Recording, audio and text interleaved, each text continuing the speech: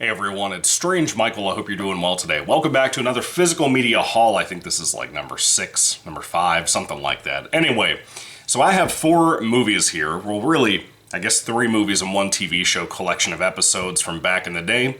And first and foremost, I also talked about how I wasn't going to be buying anything the next couple of weeks because I bought a new phone. I needed one really bad after I destroyed the screen on my phone.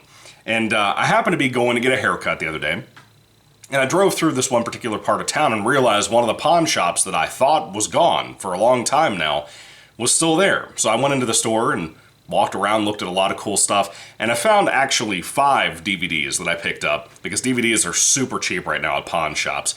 The dude charged me $2 for 5 DVDs, and I was like, holy shit. I was expecting to pay at least 10, maybe 12, but it was kind of a sporadic thing. I wasn't going to do that this week, but I went out there and I saw these things, and I was like, I got to get all this because I wanted it. Now, the first thing I picked up was a Lizzie McGuire DVD. I don't have it right here. It's actually upstairs. It's more of my wife's movie than my movie because she's a bigger Lizzie McGuire fan than I am. I cannot tell you how often we watch the Lizzie McGuire movie because of how much we both love it. We both loved it when it came out when we were kids. She is obsessed with it. She loves Hilary Duff. She loves the songs in that movie. And so we've watched it a lot over time. And so I bought that for her. It was a few episodes. They had another DVD of it out there, but that disc literally had a ring burned around it where somebody or some kid had clearly moved like a DVD player when it was playing, and it burned a hole into that disc, so it was useless. But most of these discs that I picked up for everything else looked pretty damn good. The one that I did get her did have a little bit of scratching and damage, so it may not work. We haven't tested it yet, but you know, when you buy DVDs from pawn shops, you don't really get a chance to take them back anyway. But I found a couple of horror films. I found one movie that used to come on TV all the time back in the day, and I wanted to see it. And recently I'd thought about wanting to see it, and I just never could find a copy. I used to be able to see this all the time at like Goodwills and stuff, but finally found it. But anyway, I'll start with the horror stuff. First and foremost, this is one I saw for the first time ever last year, and I was just putting it on my Amazon list to pick up a new copy at some point. Brand new, and this disc looks brand new, even if the box is a little beat up. That movie is the Denise Richards and Katherine Heigl starring Valentine. This is a Valentine's Day slasher. If you haven't seen the film, you really should check it out.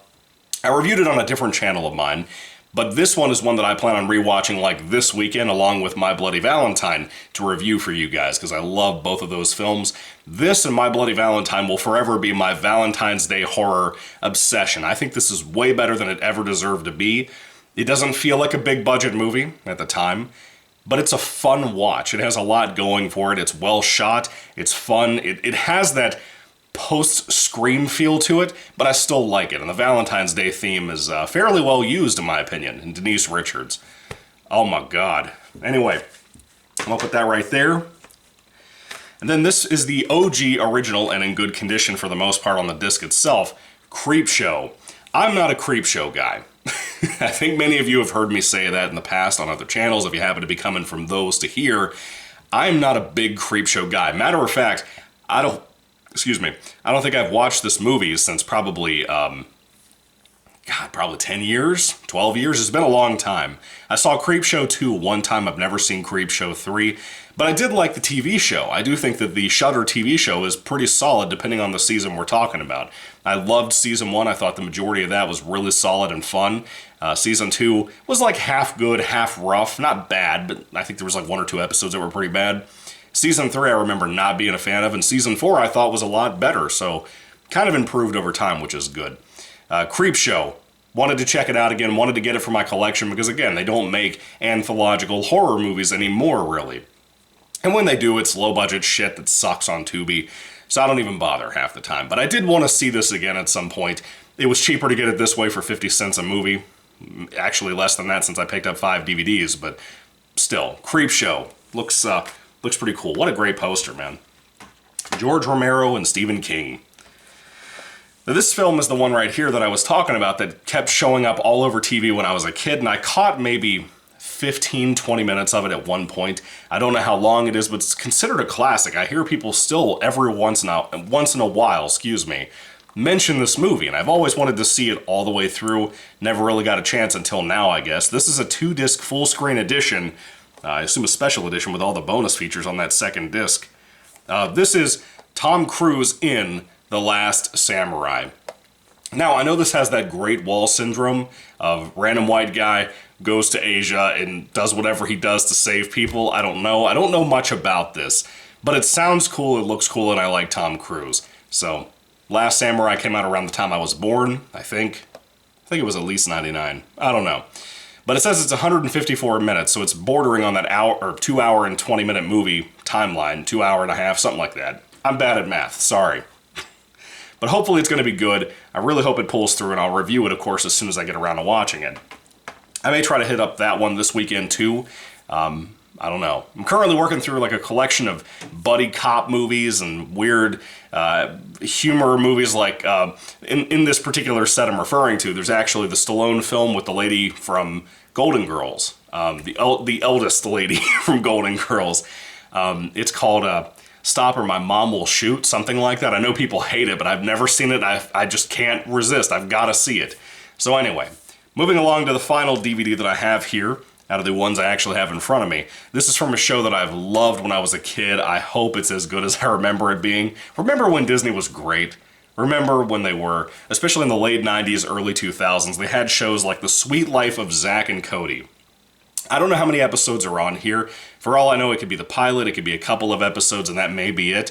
I'm hoping the Halloween episode, where they think there's a haunted room in the hotel they live in, is in this. I hope so, because I love that episode. It's one that I saw God knows how many times, at least 10 times in my life.